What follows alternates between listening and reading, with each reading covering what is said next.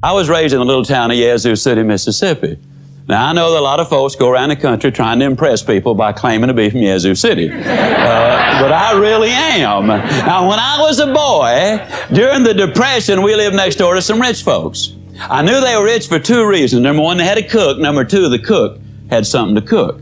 And during the Depression, that was a sure sign of wealth. I was over there for lunch one day, as I tried to be every day. And now don't misunderstand that. Even though there was a Depression on, we certainly had plenty to eat at my house. I know we had plenty because if they ever passed my place for seconds, they'd always tell me, no, you've had plenty.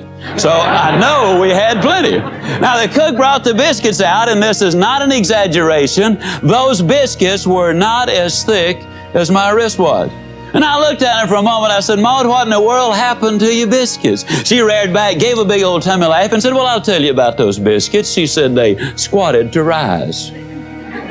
But she said they just got cooked in the squat. You know anybody that's getting cooked in the squat?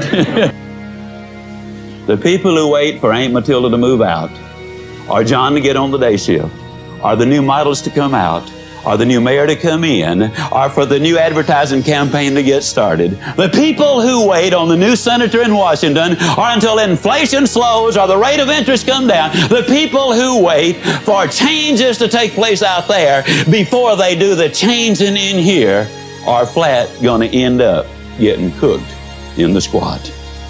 The rule is simple. You do it now. You do it now. Unfortunately, a lot of people stand in front of the stove of life and they say, now, stove, you give me some heat, then I'll put some wood in you. That ain't the way it works. You got to put something in before you can get anything out. So many times, you know, the employee goes to the employer and says, give me a raise, and I'll start coming to work on time.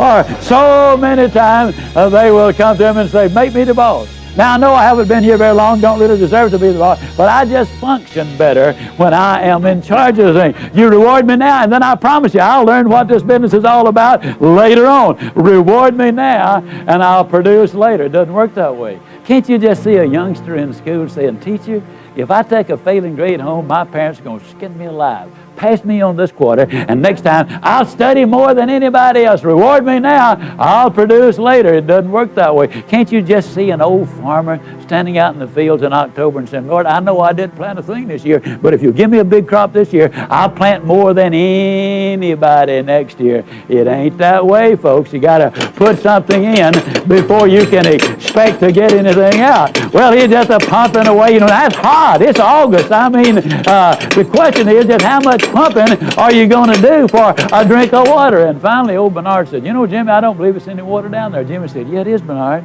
You know, in South Alabama, the wells are deep. And, oh, we're glad they're deep because the deeper the well, the cooler, the cleaner, the sweeter, the purer, the better tasting the water. And isn't that true of life? Isn't it true that if you could become an MD by 6 weeks of summer school, that the rewards would be almost minimal or nothing? And how many patients would you have?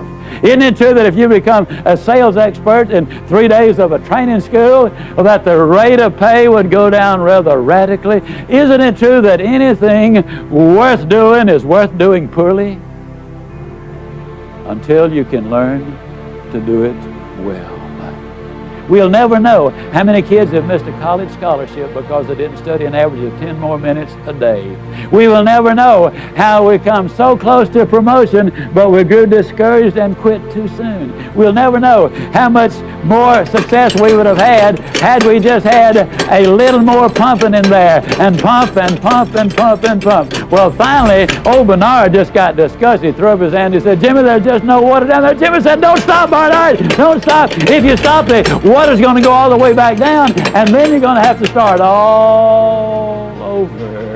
The reality is, folks, and I'm totally convinced of this, this is the story of America. This is your story. This is the story of success. This is the story of life. I believe with all of my heart that if you will pump long enough and hard enough and enthusiastically enough, that eventually the reward is going to follow the effort, and then once that water starts to flow, all you got to do is just keep a little easy, steady pressure on it, and you're going to get more water than you can possibly use. The basic problem is this. So many times people get involved in something, and they'll say, well, I'll give it a try, and if it works out, that'll be good. And if it doesn't work out, I mean, hey, I ain't gonna kill myself. You know what I mean, fella? Well, I gotta tell you something, folks. You're gonna pump forever like that before anything happens. When you get into something, grab that sucker and get with it. And then once the water starts to flow, then, ladies and gentlemen, that's what Strategies for Success is all about. When you're asleep, ladies and gentlemen, you need your dreams. I'm here to tell you that when you're wide awake, you also need your dreams. You must have your goals. You'll never make it as a wandering generality. You must become a meaningful specific. If you're going to work tomorrow because that's what you did yesterday, you're not going to be as good tomorrow as you were yesterday, because now you're 2 days older and no closer to the goal which you do not have.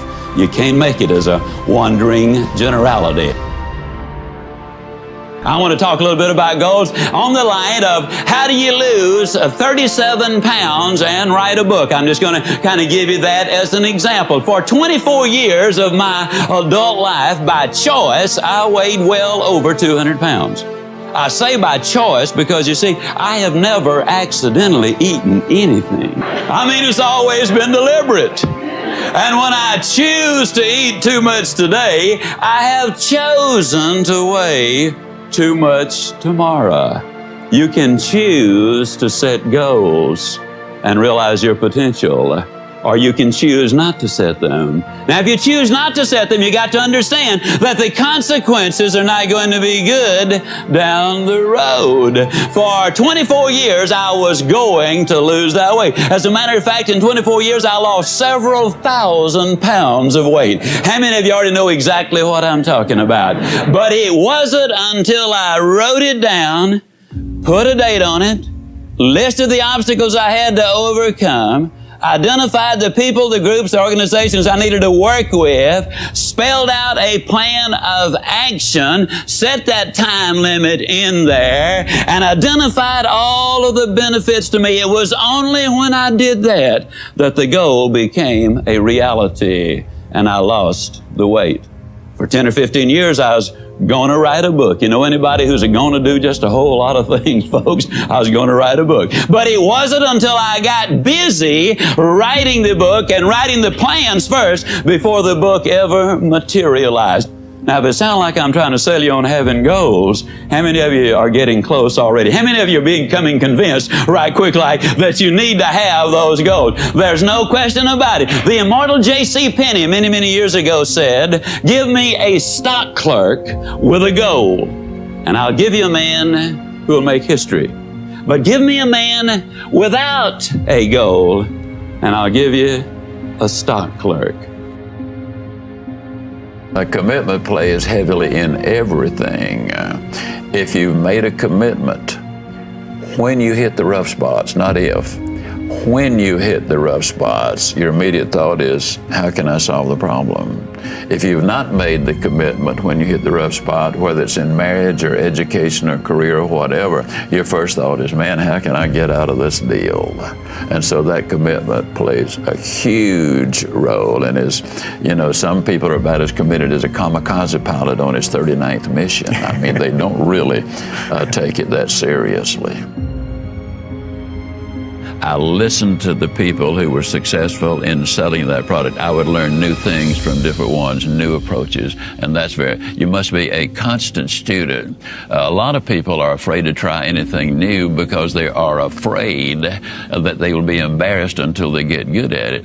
Well, one of my favorite sayings is, the most important thing you can do is to understand that anything worth doing is worth doing poorly, until you can learn to do it well.